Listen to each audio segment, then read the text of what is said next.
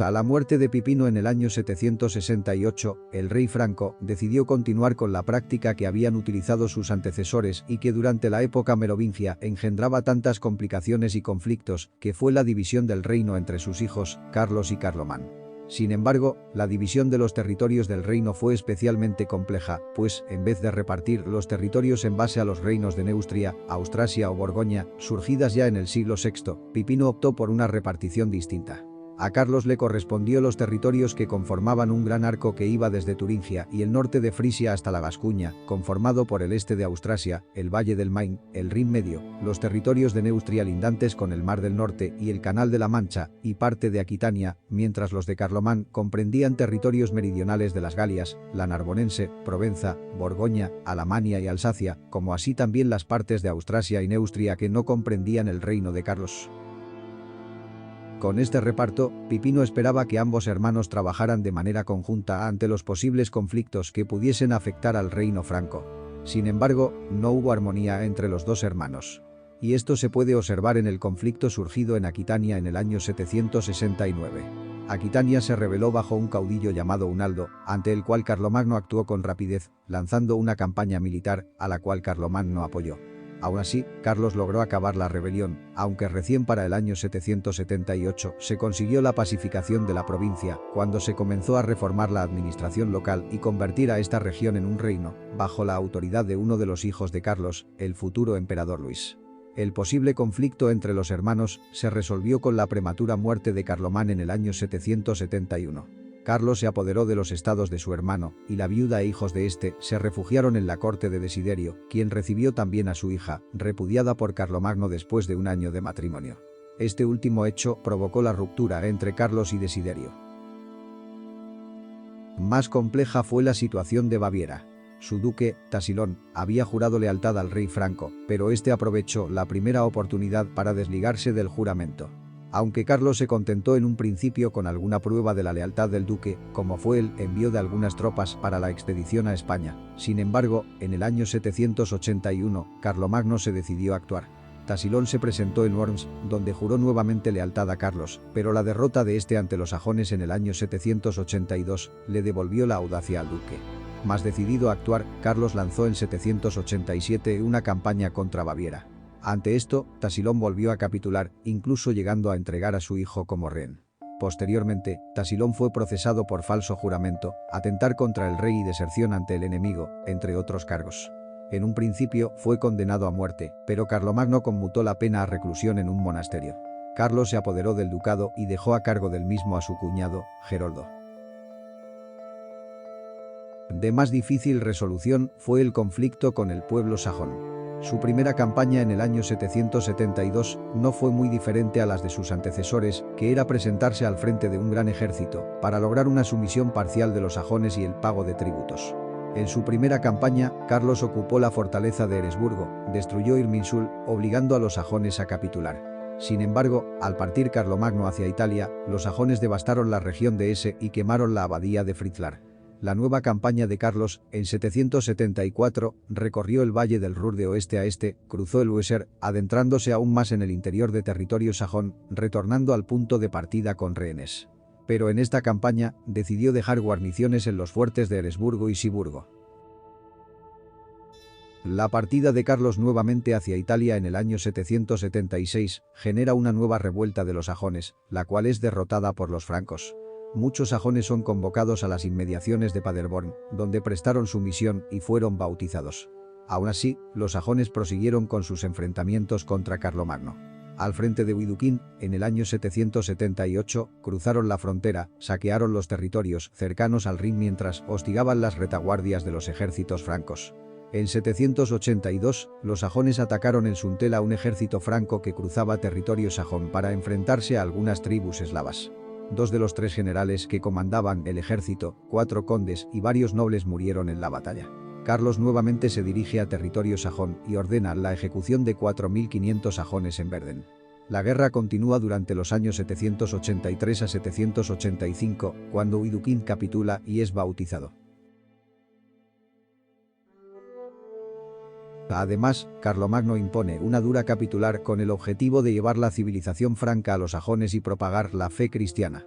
Sajonia vivió en paz hasta el estallido de una nueva revuelta en el año 793, cuando estos retomaron del paganismo y quemaron cuanta iglesia había en su territorio.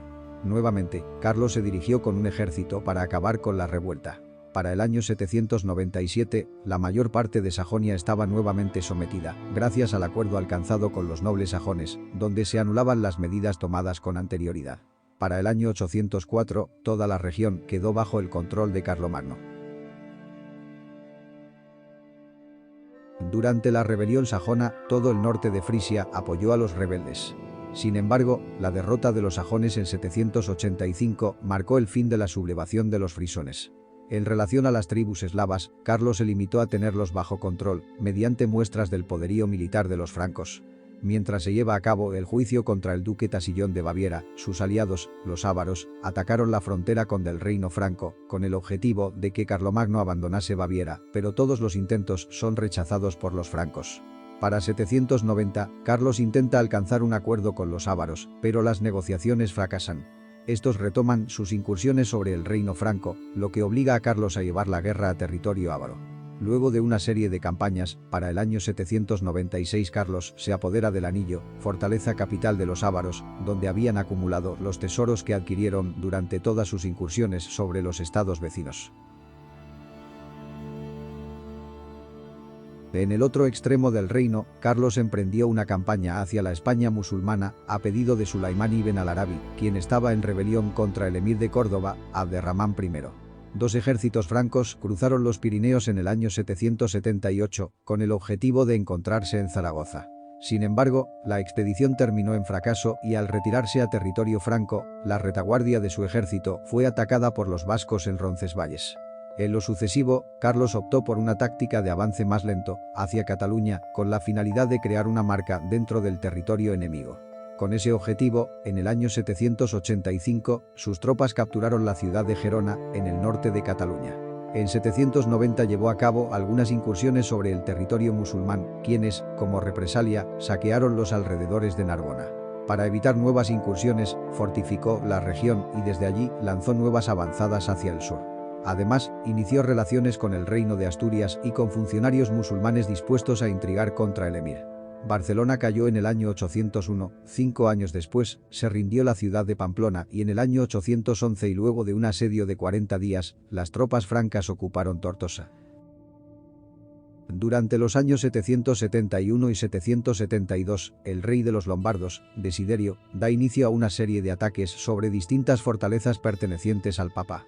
Ante esta situación, el Papa Adriano I envía una carta a Carlos para que intervenga. Carlos y Desiderio ya se encontraban en conflicto, pues el primero había repudiado a su esposa, hija del rey lombardo, y este había dado asilo a la esposa e hijos del fallecido Carlomán y buscaba alguna forma de colocar a uno de los hijos en el trono franco.